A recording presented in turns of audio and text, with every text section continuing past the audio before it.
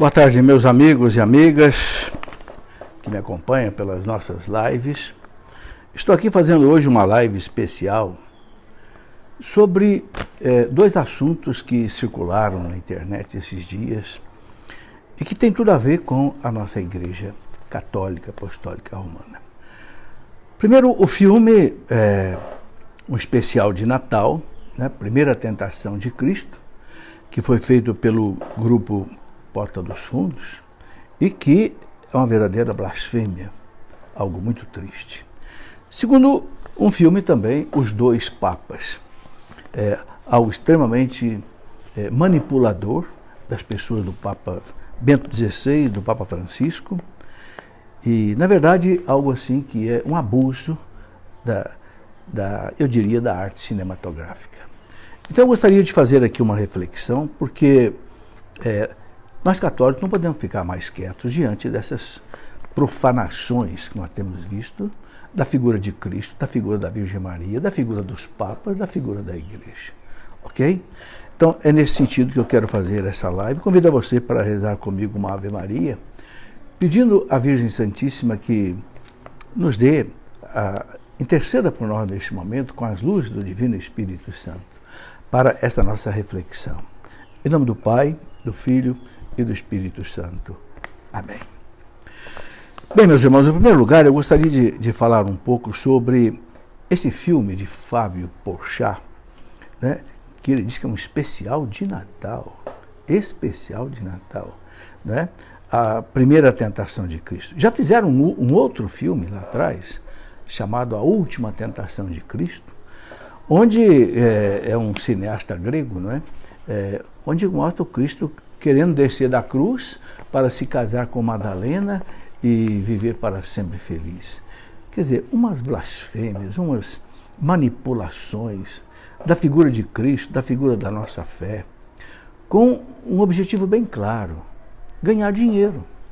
Por quê? Porque a igreja é viva. Há um provérbio que diz que ninguém chuta cachorro morto, né? E a igreja é muito viva. A gente tem mais de 1 bilhão e 200 milhões de católicos no mundo inteiro.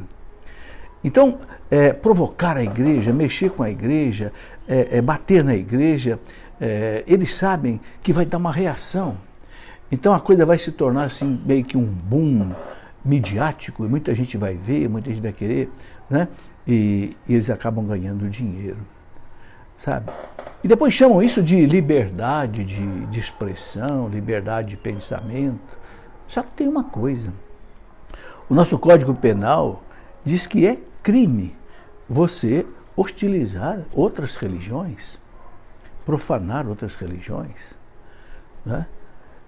Então é lamentável que façam isso com a nossa fé católica. Essas pessoas, eles falam: nós queremos tolerância, mas não tem tolerância, né, com os outros. Bom, então esse filme, lamentavelmente, né, desse grupo, A Porta dos Fundos, né, que na verdade é um filme que tem pouca arte cinematográfica, não tem, os críticos de cinema não tem. Mas qual é o objetivo? O objetivo é exatamente de escrachar com a igreja, desmoralizar a igreja, desprezar a igreja. Qual é o pano de fundo que eu coloco nessa nossa reflexão? O pano de fundo é o seguinte: querem destruir a igreja, querem desmoralizar o cristianismo. Por quê? Porque o cristianismo não aceita essa devassidão, esse mundanismo que existe hoje. Porque o cristianismo não aceita o aborto, o cristianismo não aceita o divórcio, o cristianismo não aceita a ideologia de gênero, o cristianismo não aceita essas práticas de nudismo, o cristianismo não aceita, né, esses casamentos alternativos, descartáveis, as famílias descartáveis estão por aí. Porque o cristianismo não aceita, né, a promiscuidade, a prostituição, não aceita essas coisas todas, né? O uso do sexo fora do casamento, né? Prostituição, pornografia, orgias, né? Então, tem que se fazer calar essa megera, tem que calar, como dizia Voltaire, tem que calar essa infame que é a igreja, né? Voltaire já dizia isso lá no século XVII, XVIII. Ora, então o jeito de você apagar a igreja é você bater na igreja, tentar desmoralizar a igreja. Então esse filme, A Primeira Tentação de Cristo, A Última Tentação de Cristo, Os Dois Papas, tem como objetivo o quê? Vamos colocar aqui um pano de fundo para você entender. Tem como objetivo desmoralizar a igreja. Então levantam todos os pecados dos filhos da igreja, pecados de corrupção, aí vai lá no Vaticano, levanta lá o Vatileaks, né? Levantam todos os casos de pedofilia dentro da igreja, como se fora da igreja não existisse nada. Enfim, o importante é destruir a igreja. Padre Jonas, há muito tempo, tem falado da questão da nova era, de um governo mundial, de uma religião mundial. E o padre Paulo Ricardo também tem falado sobre isso. E é uma realidade. Há uma tentativa no mundo hoje de se implantar um governo mundial. Um governo único para o planeta inteiro. Algo que domine toda a Terra. Sem dúvida será o anticristo. Por que será o anticristo? Porque ele vai dominar o mundo inteiro, ou a tentativa de dominar o mundo inteiro, não necessariamente uma pessoa só, mas um sistema. Porque o anticristo, São João já dizia lá no tempo dele que o anticristo já está no mundo. Existem muitos anticristos, São João diz nas suas cartas. Então o anticristo é quem se opõe a Cristo. Pode ser um personagem ou pode ser um sistema. Hoje em dia parece mais um sistema, mas é um sistema que quer governar o mundo inteiro. Só que para governar o mundo inteiro, você precisa ter também uma religião universal, uma religião mundial. E aí qual é o grande obstáculo? A Igreja Católica Apostólica Romana. Porque a Igreja nunca vai se aliar com outras religiões. A Igreja respeita todas as crenças, mas a Igreja nunca vai fazer sincretismo religioso. Porque a nossa fé católica não se coaduna com o espiritismo, com o budismo, com o islamismo, com o judaísmo, com o seixnoe, com nada. Porque ninguém tem um fundador de uma religião como nós, que é Deus. O único fundador de uma religião que é Deus e que disse eu sou Deus foi Jesus Cristo. Nenhum outro fundador de religião teve a coragem de dizer eu sou Deus. Ele disse para os judeus, né? Cristo disse, antes que Abraão existisse, eu sou. Eu sou quer dizer Javé, a expressão hebraica. Quando Pilatos perguntou, você é o filho de Deus? Sim, sou filho de Deus. E então os sumos sacerdotes, doutores da lei, pegaram em pedra para matá-lo e disseram para Pilatos, nós temos uma lei. Aquele que se fizer Deus tem que morrer, e ele está se fazendo de Deus. Ele não se fazia de Deus, ele era Deus. E provou que era Deus através dos seus milagres. Os evangelhos trazem mais de 40 milagres de Jesus. Ora, meus irmãos, quem é capaz de andar sobre as águas, violando a lei da gravidade, quem é capaz de ressuscitar mortos, curar leprosos, fazer surdos ouvirem, fazer mudos falarem, ressuscitar mortos, é Deus. Então, a nossa fé católica, que tem os 7 sacramentos, Cristo presente na Eucaristia, um sacerdote que tem o poder de Cristo de perdoar os pecados, a nossa fé não vai se misturar com nenhuma outra. Então, como essa religião mundial é uma religião que só pode ser feita a partir do momento que todas as religiões abram mão das suas crenças e se faça aí um coquetel de religiões, como a fé católica nunca vai abrir mão das suas verdades, dos seus dogmas, então, qual é o jeito? Vamos desmoralizar essa igreja. Vamos mostrar para o mundo que essa igreja é uma farsa, como tentaram fazer os racionalistas lá do século XVIII, Renan, Carnap, Rousseau, Voltaire, Diderot, Condorcet, etc., aqueles que fizeram a Revolução Francesa, mas não conseguem. Então, ficam fazendo essas coisas, ficam fazendo esses filmes, ficam fazendo essas blasfêmias para destruir a igreja. Você entendeu qual é o pano de fundo que está por trás de tudo isso? O pano de fundo, no fundo, é atacar a igreja, quebrar as pernas da igreja, como se fosse possível. Como se Jesus não tivesse dito, né? As portas do inferno jamais prevalecerão contra ela. E é assim, meus irmãos, é assim. Né? Cristo não prometeu que a igreja não seria perseguida, Cristo não prometeu que na igreja não haveria mártires, mas Cristo prometeu uma coisa mais importante que tudo isso, ela nunca será vencida. as portas do inferno nunca prevalecerão contra ela. Então, apesar de todas essas profanações, blasfêmias, né, a igreja nunca será vencida. Nós nunca podemos perder a esperança, nunca podemos nos sentir assim, vencidos ou derrotados. Não, pelo contrário. A igreja já é vencedora. Mas é preciso a gente reagir. É preciso a gente defender a nossa mãe, a mãe é a igreja, que nos dá o céu. Sim, porque a igreja é pela igreja que nós vamos para o céu, porque ela que nos deu o batismo, ela que nos dá os sacramentos, ela que nos dá a Eucaristia, a confissão dos pecados, ela que nos dá a unção dos enfermos, ela que nos dá o matrimônio sagrado. É a nossa mãe. Mãe, mater et magistra, dizia o Papa João XXIII, mater et magistra, mãe e mestra. Então, o bom filho tem que defender a sua mãe. É por isso que eu estou fazendo aqui essa live. Eu sei que muita gente vai dizer assim, olha, não adianta ficar falando, que quanto mais você fala, mais gente vai querer ver o filme, etc, etc. Não importa. Temos que dar a nossa repulsa. A própria CNBB já fez um documento, né, contestando todas as coisas. Um documento muito bem feito pela CNBB. Dom Henrique Soares fez um protesto contra, né, esse filme, né, e muitos bispos têm feito. Eu quero fazer também o meu. No meu pequeno universo, né, eu quero também fazer. Esse filme, meus irmãos, né, A Primeira Tentação de Cristo, é uma coisa horrorosa. Como é que começa o filme? Jesus voltando lá da tentação do deserto, aquela tentação de 40 dias, onde ele venceu o demônio. Ele fez o papel do novo Adão. O primeiro Adão foi vencido pelo demônio, agora o novo Adão vence o demônio. Depois de 40 dias de jejum, né? 40 dias de oração, de enfrentamento do demônio naquelas tentações terríveis. Aí o Cristo volta para uma festa em que vão celebrar os 30 anos dele, e ele volta dizendo que ficou apaixonado pelo demônio lá no deserto, porque o demônio é gay e ele também é gay. E apresenta Jesus como um homossexual. Ah, meus irmãos, ultrapassaram todos os limites da ética, do bom senso, da educação, né? E nessa festa apresenta Maria, Virgem Maria, como uma mulher devassa, prostituta, que fuma maconha, que fica beijando uma banana. Coisas horrorosas. A mãe de Deus, o Filho de Deus, o próprio Deus. Sabe, isso me faz lembrar aquela frase lá de São Paulo aos Gálatas 6, capítulo 6, versículo 7. De Deus não se zomba, meus irmãos. Eu peço a Deus misericórdia às pessoas que fizeram esse filme.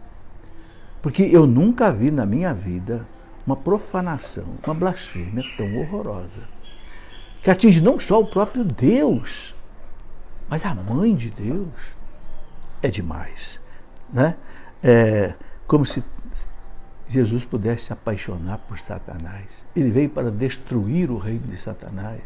São João fala na primeira carta dele, Cristo se manifestou para destruir a obra do demônio, o pecado, e morreu na cruz por causa disso. Agora vem um farsante desse e mostra Jesus apaixonado por Satanás.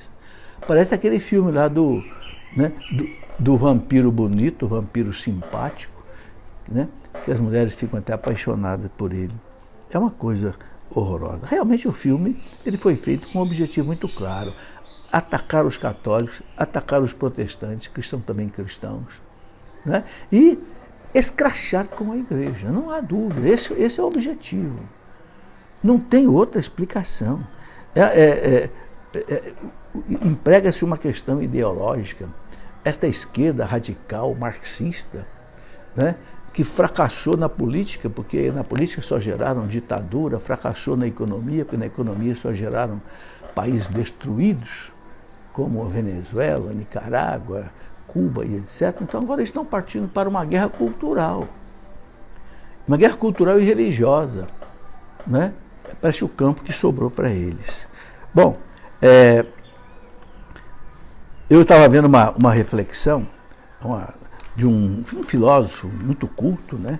Luiz Felipe Pondé, que é filósofo fundado pela USP em São Paulo e fez doutorado fora, fez pós-doutorado em filosofia em Israel. Ele fez uma pergunta muito interessante. Será que esse grupo do Leblon, esse grupo, né, da Porta dos Fundos, será que eles teriam coragem de fazer um filme mostrando Maomé como um gay, um homossexual? Certamente não teriam coragem. Nem Jesus foi homossexual, jamais. Nem Maomé foi homossexual também, não foi. Por que eles fazem de Jesus? Será que teriam coragem de fazer de Maomé? Não. Como diz Luiz Felipe Pondé, eles não fazem porque sabem qual seria a reação dos muçulmanos, que não é a nossa reação. Houve alguns aí radicais que estiveram jogando bomba lá na porta do prédio, lá das portas do fundo, mas não é isso que a igreja recomenda, não. A igreja não aprova isso, não. Os cristãos não aprovam isso, não, porque Cristo nos ensinou a apagar o mal com o bem, apagar fogo com água, não apagar fogo com gasolina. Cristo ensinou: amai os vossos inimigos, orai por aqueles que vos perseguem, porque eles sabem que a igreja é mansa, é pacífica, então usam e abusam. Bom, mas deixemos a justiça na mão de Deus, não vamos fazer justiça com as nossas mãos. Infelizmente, esse filme ele quer trazer à tona, mais uma vez, de maneira já cansativa, né? Traz à tona de novo essa questão do preconceito contra o homossexualismo, como se a igreja fosse homofóbica. Nada, a igreja ama os homossexuais. O catecismo da igreja fala bonito sobre isso. Né? Lá no parágrafo 2357, a igreja nunca promoveu afrontas, violência contra os homossexuais. Não. A única coisa que a igreja diz para os seus filhos é que a prática homossexual é pecado grave. Porque Deus criou o homem e a mulher, uniu o homem com a mulher. Sereis uma só carne. Não uniu um homem com um homem, nem uma mulher com uma mulher. E disse: crescei e multiplicai. A igreja tem que ser fiel a Cristo, a Deus, mas não é homofóbico, não tem nada de homofobia, né? Mas querem colocar essa pecha na igreja, né? Bom, infelizmente, entraram na justiça no Rio de Janeiro contra esse filme, mas impressionante que a justiça disse: não tem nada demais. Ora, como não tem nada demais? Se o Código Penal diz que hostilizar uma fé, uma religião de alguém é crime. Então não é crime fazer o que fizeram com Jesus, com a Virgem Maria? Não é crime? Se não é crime, eu não sei então o que é crime, né?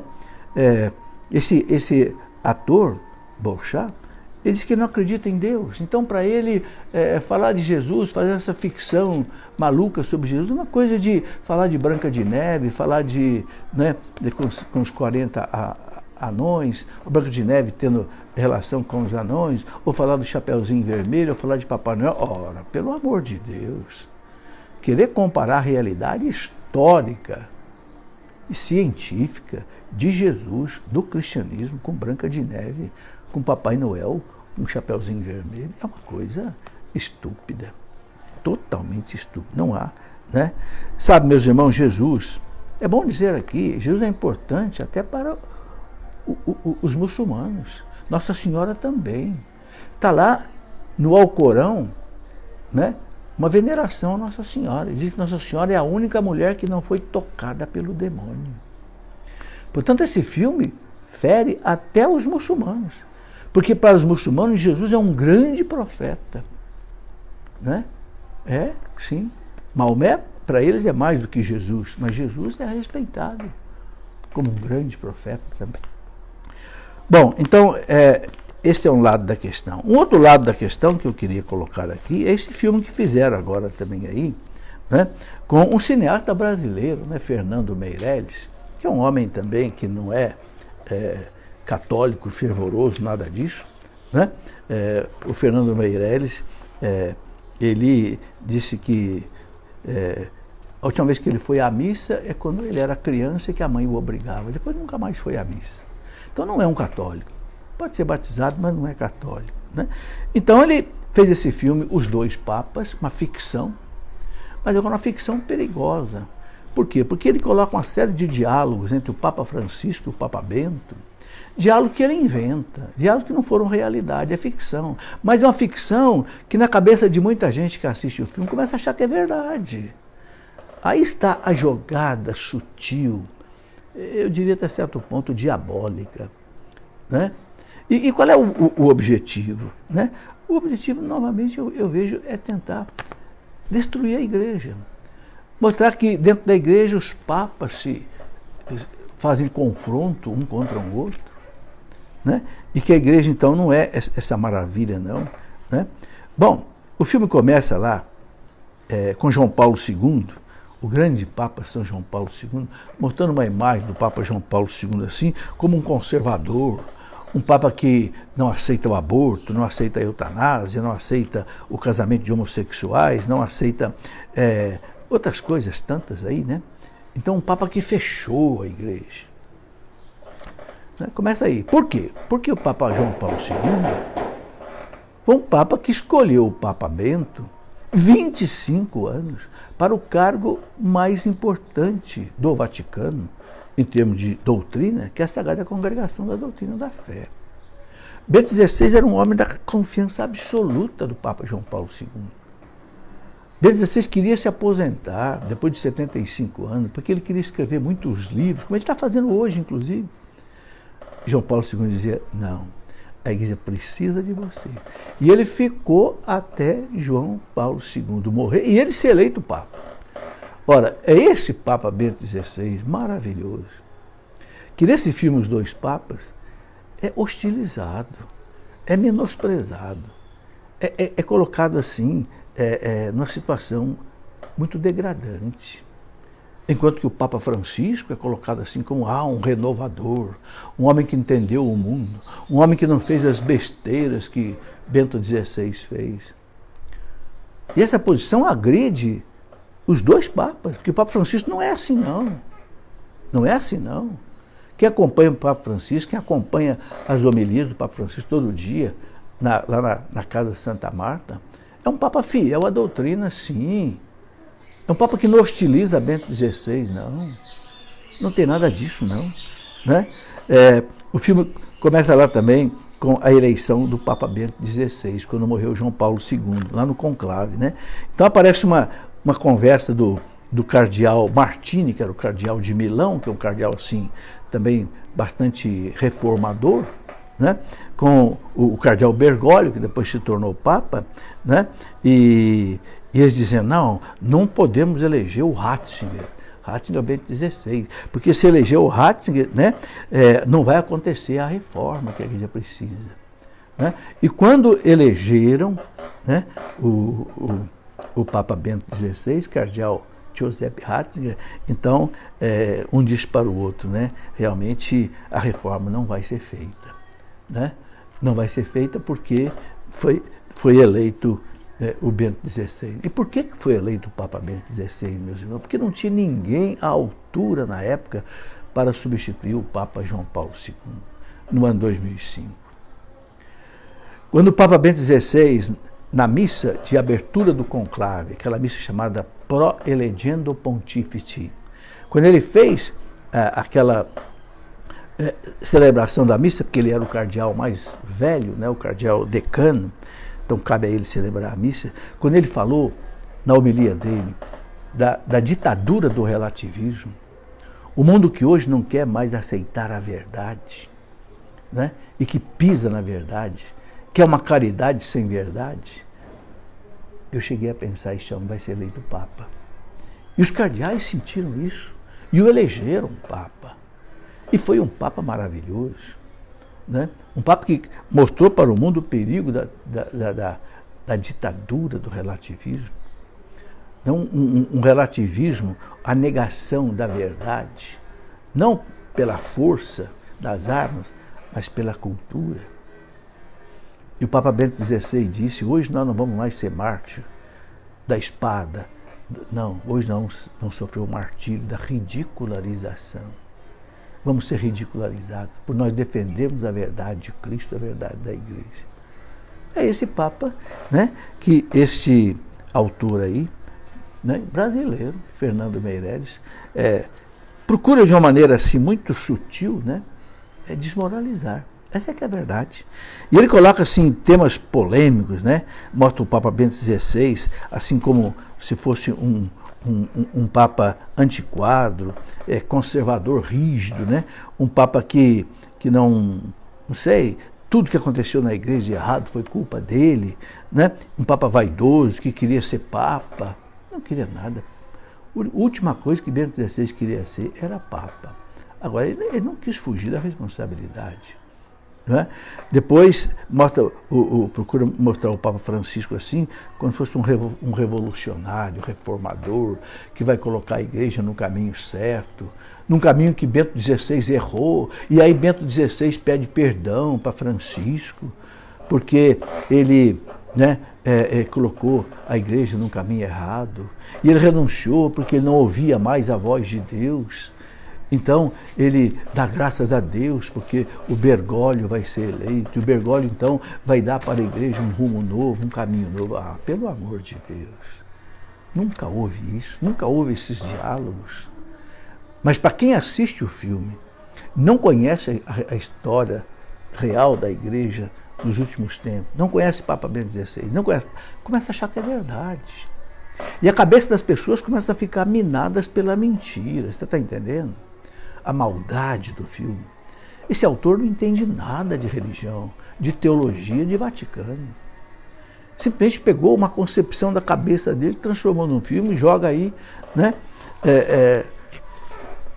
nesses canais poderosos da mídia e muita gente assiste, né? São tão poderosos, meus irmãos, que no caso, por exemplo, do filme anterior que eu falei, A Primeira Tentação de Cristo, 3 milhões de cristãos, de católicos, pediram, né, que se tire esse filme do ar, né, na televisão, para que os católicos não sejam assim tão hostilizados. Bom, então a gente vê uma coisa interessante. E o próprio autor, o Fernando Meirelles, ele falou bem claro que o objetivo dele era fazer uma dicotomia, um corte entre Bento XVI e Francisco. Como se Francisco fechasse a porta da igreja para o passado e diz, não quero mais nada a ver com o passado, vou fazer uma igreja nova. Não existe isso, meus irmãos. Não existe isso. Papa Francisco não alterou nada na doutrina da igreja. Nada. Basta ler as encíclicas dele. Ele é radicalmente contra, né, a prática homossexual. Ele é radicalmente contra o casamento de pessoas do mesmo sexo, é contra o aborto, é contra a eutanásia. É um homem que defende a ecologia, mas Bento XVI já defendia a ecologia, João Paulo II já defendia a ecologia. Infelizmente, manipulam muitas palavras do Papa Francisco, né? Bom, e outra coisa que né, fica aí transparente no filme, né, é como se Francisco aprovasse essas coisas todas, a comunhão para pessoas, né, de segunda união, né, comunhão para homossexuais, aceitar o casamento de pessoas do mesmo sexo. Não aceita nada disso. Mas sabe, naquela arte cinematográfica que deixa muita coisa assim nas entrelinhas, a mensagem vai sendo jogada. Como se o Papa Francisco, ele quisesse destruir tudo aquilo que Bento XVI e João Paulo II fizeram. Não, isso não é verdade. Né? E aí tem uns diálogos muito sutis, né? Por exemplo, um pergunta para o outro, né? Bento XVI dizendo para Francisco, não ouço mais a voz de Deus, né? Eu preciso de uma cura auditiva, por isso eu vou renunciar. O que é isso? A renúncia do Papa Bento XVI, meus irmãos, nós temos que acreditar na palavra dele. Ele deixou bem claro. Ele já estava lá nos 80 e tantos anos de idade, 87, se não me engano. Ele não aguentava mais. Ele não tinha mais condição física para dirigir a igreja. Você sabe o quanto é pesado ser Papa. O Papa é um chefe de Estado que tem representantes de mais de 180 nações do mundo. Chega um ponto que ele não aguentou mais. Né? E ele foi rezar diante do túmulo do Papa Celestino, que também foi um Papa que foi monge que renunciou. Né? E chegou a uma conclusão bem clara. é preciso renunciar. Para que a igreja não seja prejudicada, é preciso que venha outro no meu lugar. Ele não sabia que era Bergoglio. Essa história de que aqui no diálogo ele dizia, é bom que você seja papa, porque você vai salvar. Que coisa nenhuma. O conclave, nós sabemos, é algo secretíssimo. Né? Os cardeais são fechados lá num ambiente da Capela Sistina, não pode usar celular, não pode fazer campanha um pelo outro, ninguém sabe quem vai ser eleito. Né? Mas aí se muda todas essas coisas. Né?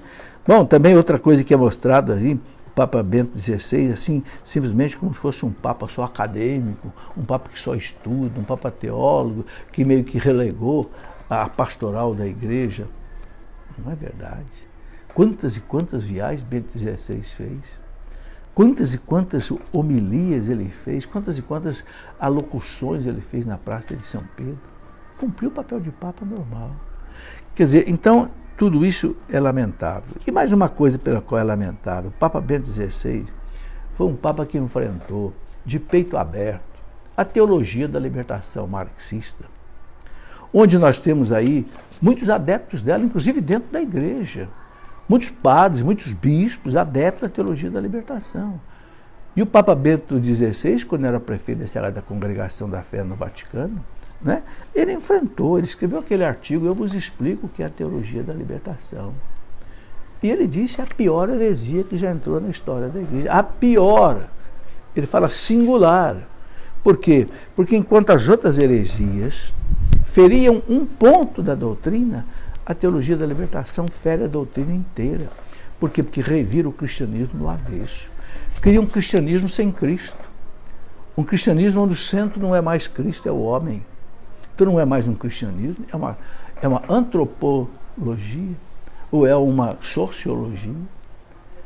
E porque o Papa Bento XVI, desde que ele era prefeito da Congregação da Fé, como cardeal, ele já enfrentava com o aval do Papa João Paulo II, que chamou lá no Vaticano o seu Leonardo Boff, puniu Leonardo Boff por causa das suas heresias.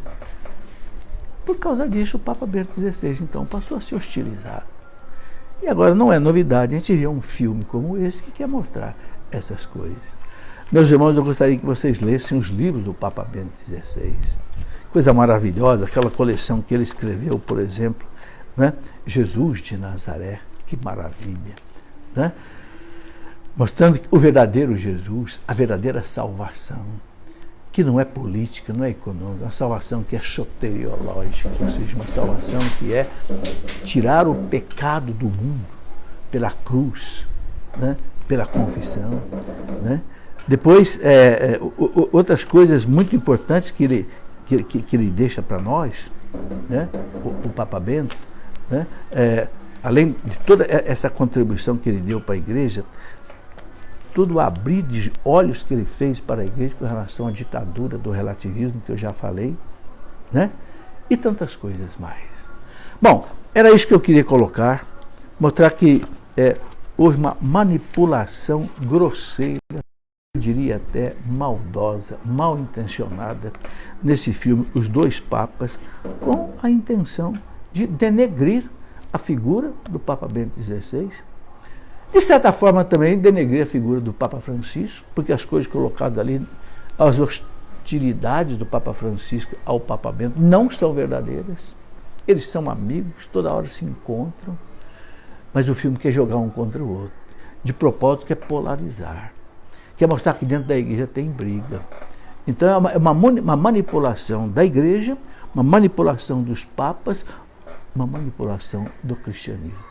Tudo isso com dois objetivos. Um deles de ganhar dinheiro, porque há um interesse financeiro atrás disso, como eu já falei, mexer com a igreja da Ibope. Né? Mexer com a igreja da Ibope.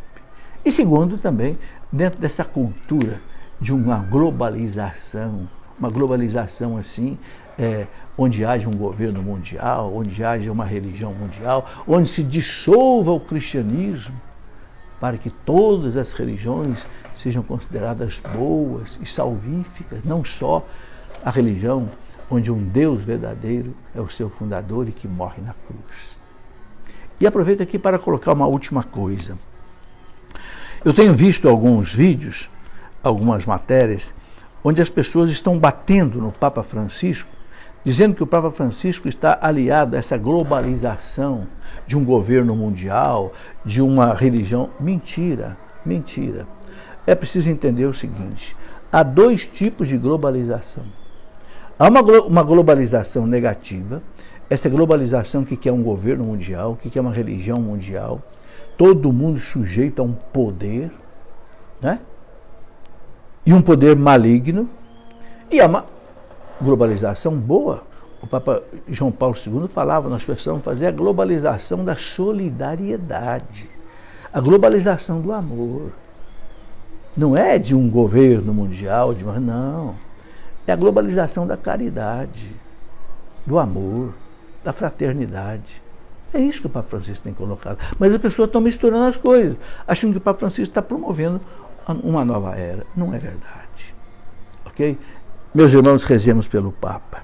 Todas as missas, a igreja reza pelo Papa. Um Papa de 83 anos, que viaja pelo mundo inteiro. Esteve no Japão, esteve na Tailândia, levando o Evangelho de Cristo. Respeito para com o Papa Francisco e muito respeito para com o Papa Bento XVI. Por quê? Denegrir a imagem do Papa XVI, do Papa Bento XVI, é denegrir também a imagem de São João Paulo II, que durante 25 anos teve o Papa Bento XVI como seu braço direito no Vaticano. Amém.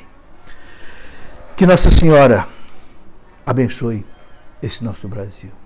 Que Deus tenha misericórdia para com esses que manipulam a fé, que usam a religião com os interesses mais escusos e vergonhosos.